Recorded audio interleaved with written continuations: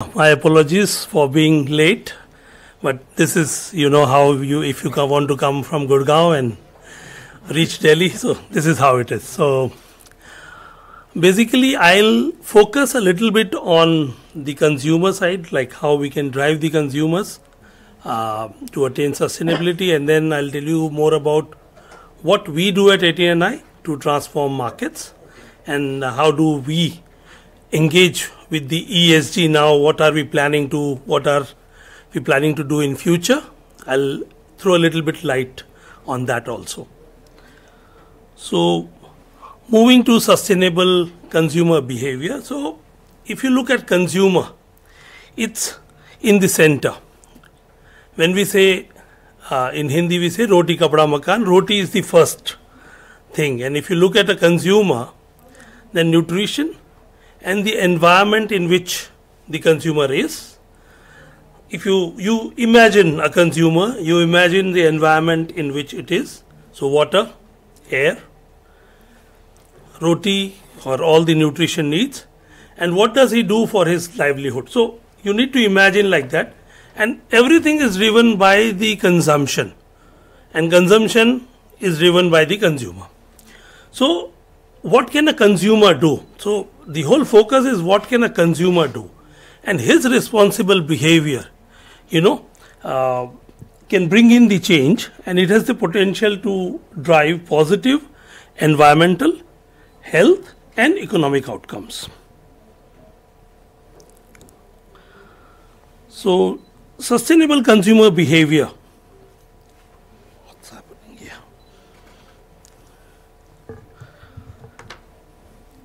So how do you do sustainable consumer behavior? You need to make decisions, and these decisions are mainly driven by your consumption needs. So by making a responsible decision, you are able to contribute, and that we will discuss how you are able to contribute by making that responsible decision.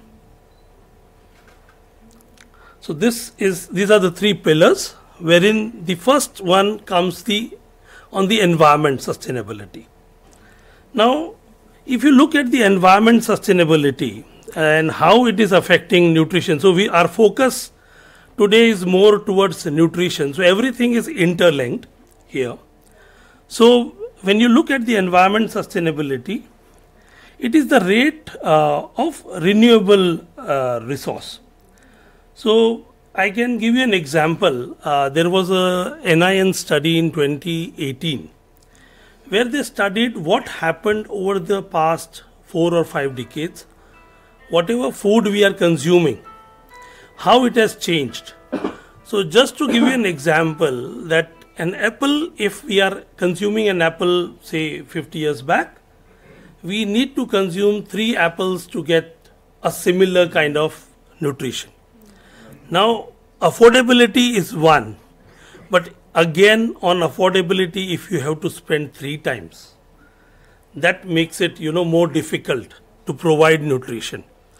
And why? What were the main reasons? The main reasons for that, one was of course the soil depletion and the increasing CO2 levels. So this was from the study. You can go and refer to that study. There are a lot of eye-opening things there in that study. And so this brings me to my experience when I was once in Argentina, and I was surprised, like Argentina is, peanut is one of the largest after US, providing peanuts to the world, and very good agri economy. And I was surprised when they said that, we take only 1 crop in a year. And I was a bit taken back, and I said, what do you do? So when they take the crop after harvesting, they cut the waste and they allow it to be there in the fields, and then they plow it again. So this is what, and it was an eye-opener for me, because providing such a big feeding to the world, and still they are only taking 1 crop, but that's how they are able to manage, and they are growing also economically. So in the sense, what I'm saying is that they are retaining their traditional practices, although the farms are bigger in size, It's not like India. So you cannot compare apple to apple. But yes, definitely that was an eye-opening exercise for me. Moving on to the pollution part of it. So rate of waste generation should be, should not exceed the, assimilative power of the environment. So in the sense that we should not be generating more pollution, which the environment is not able to sustain. And depletion of renewable resources should have comparable renewable substitutes. So this is, feeding the environment. This is the whole ecosystem I was talking about. So if you look at the diagram, there is environment, there is life, there is earth, and then there are this interconnected, and in the core is the sustainability, which is affecting everything, and each subset is dependent on each other in a way. We saw the linkages in between the environment and nutrition. So economic sustainability, we can skip this part of it, and we can go to the social sustainability.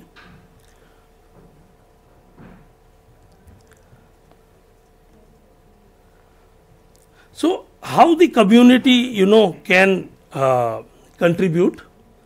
The social sustainability, social part is very important in the ESG, and not a lot of focus is there. And basically the driving factors are equity, diversity, cohesion, the community building.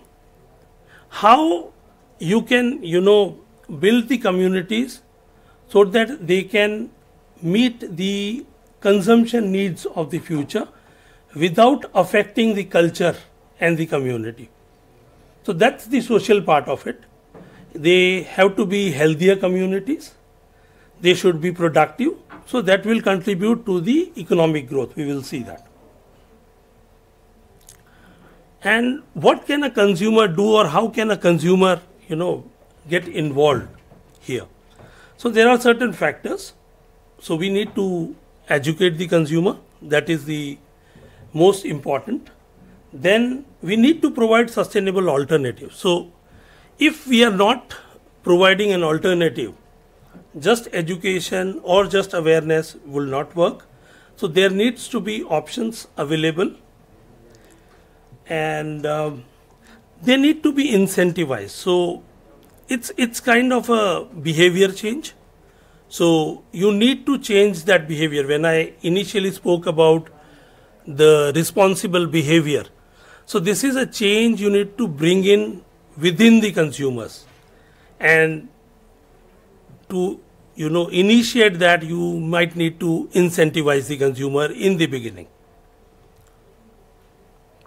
You need to collaborate, say the governments, the consumers, the industry, the private players. Everyone need to collaborate together. Collaboration is very important. And the communication. So we need to communicate in between ourselves. So this is the basis. I will now tell you more about what we do at ATNI, who we are. So ATNI was founded in 2013. It's a Netherlands-based foundation. We do not take donations from the industry, because we do assessment for the industry and we want to stay independent. We are run by an independent board of directors. Also, when we say that we do a certain indexing, there is a group of experts. These again are independent experts. So there is no, when we develop a methodology or when we do a assessment, we are always advised by an independent expert group, which is changing every time when we do the index. So basically the idea is to transform markets, because we believe that what we consume, as a consumer, what the consumption is being done is done from the markets. So unless you change what is available in the markets, you cannot bring in the change. So basically this is the strategy from 2023 to 2027, basically transforming markets to deliver not only nutritious but affordable foods. So somewhere, you know, these two words are linked. If you provide nutrition, but if it is not affordable, then it does not work. So how do you provide nutritious food which is more affordable also? So basically, how do we do it? We basically are having tools. Tools indexing is one such type of tool, wherein we assess the largest food and beverage companies. So the assessment basically is to see whatever they are offering in the market, how nutritious it is, and in future, how can we make it more nutritious. Then it is mainly contributing to the SDG goals 2, 3, and then indirectly to the other SDG goals. So this is the assessment that we do. There are A, B, C, D up to G. There are 7 different areas which we assess, beginning from the governance. Then there is a product. So what products they are making. So how healthy they are. So there is an Australian star rating system. India has developed its own INR star rating system, but it is still in the draft stage. It is not yet implemented. But as and when it gets done, in future we are going to assess the companies based on the Indian system also. So basically the idea is that in the country where we are consuming the foods from the market, how nutritious they are and how can we make it more nutritious in future. That's the whole idea. Then we also look at responsible marketing. Are the companies marketing unhealthy products to children? Or what is their policy on marketing to children? And a lot of companies have now, moved to the age of 18. So they will not market their products to children below the age of 18. And rightly so, if all the companies move there, that is kind of a contribution where you are not, encouraging the children to consume more of the unhealthy products. Then we also look at workforce nutrition. So what the companies are, providing to their own workforce. And this part is important because in future, as we go forward now, we are also focusing on how we can take this workforce nutrition to all the industries from the food and beverage industries. We also assess them on how good their labels are. So if you're looking at consumers, now whatever products are available today in the market, there is a regulation and you have to follow a regulation and there is a label. But tell me, how many of us read those labels? And while purchasing our groceries, when we're going out, how much time do we have to read those labels? And are we purchasing after reading the labels? No. Even if I know, I am not reading the labels because I don't have time, or I'm going by my brand purchase or by my experience. So we want the companies to disclose better. So there is a front of pack labeling under consideration by FSSAI, which will provide information on the front of pack to make your decisions better. And there is a debate going around on whether traffic light system should be used, not used. There should be a warning mechanism. And cigarettes is a very, very big example of, reduction in consumption by providing, on the pack warning labels.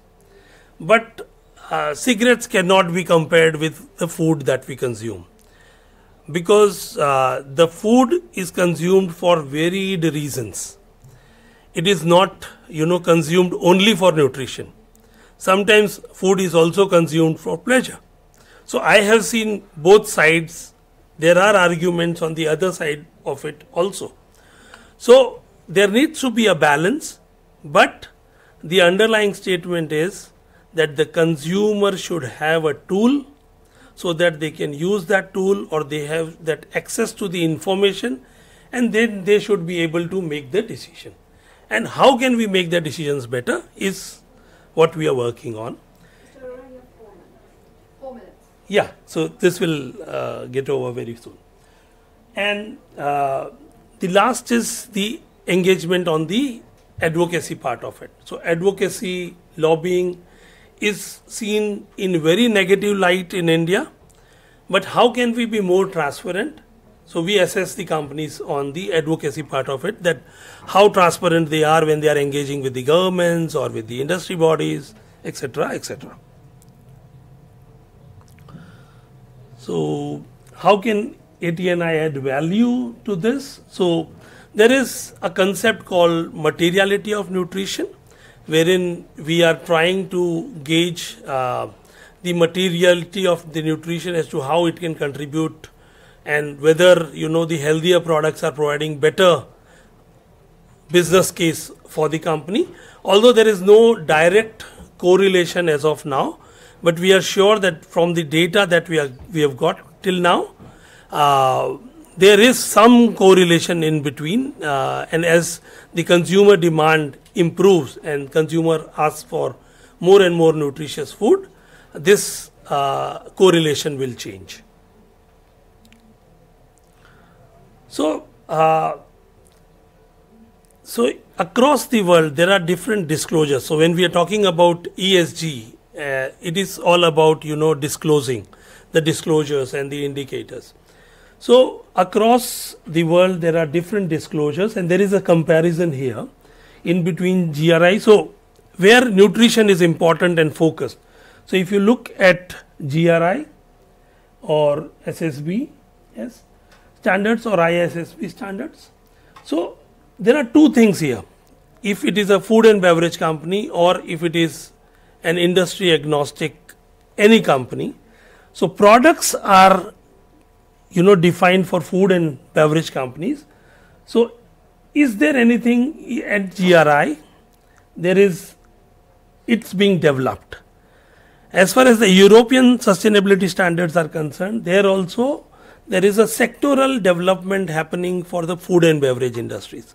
Means what should they disclose as far as their products are concerned, and their progress on their development of nutritional products. There is something already there at the International Sustainability Standard reporting. So on the products part of it. On the workforce nutrition, in GRI there is a little bit of it, but not in the other European or the international sustainability reporting standards. So this is just a screenshot of where the things are, and we are beginning with workforce nutrition. We want to embed nutrition into ESG. When you take ESG and when you look at the S part of the ESG, there is very little being talked about nutrition. It's mainly, health insurance, accidental insurance, and a breastfeeding room if it is there or not there. So we want to introduce nutrition under the S arm of ESG. So why we want the nutrition to get into ESG? Because there is a lot of ESG investing happening, and everything is today being spent towards environment. How can that flow of money, and without money or without investment, there is very little change that you can do. So how can we move that flow from the environment towards nutrition is one of the aims. And in India, SEBI has already mandated reporting for the top 1000 companies. And this is important because, the top company like TCS, if you take one company, you are able to impact 250,000 employees in one go. So imagine what is the potential if you only take workforce nutrition in that 1000 companies, how many people you can impact. So that's the reason we are beginning to focus with workforce nutrition, which is industry agnostic and can bring about the change. We've studied across the companies where nutrition, so these are the reporting frameworks. So only a few talk about nutrition, more talk about physical health and mental health. Many talk about mental health. So we've studied in the companies, out of the 20 companies, only 6 were reporting on the nutritional standards. Sorry. So what we want to do basically, is make a format for them. So like SEBI already has a mandate, they have indicators. We want to include nutrition indicators, for example, nutritional checks of the workforce, nutrition education to the workforce, what kind of food is being given to the workforce. I agree that not all the companies may be providing food to their employees, but whosoever is providing, whether they are providing healthier food. And in this way, from employees, we can reach the communities. So this can be kind of a fourfold reach through the industry. And this is how, the private sector can contribute towards the economy. You would have time, Mr. Arora. So this is the last slide. And so basically it is about developing a reporting mechanism, developing indicators for the industry so that they start reporting, at least in their non-financial disclosures, they start reporting about nutrition. That's all from my side. Thank you very much.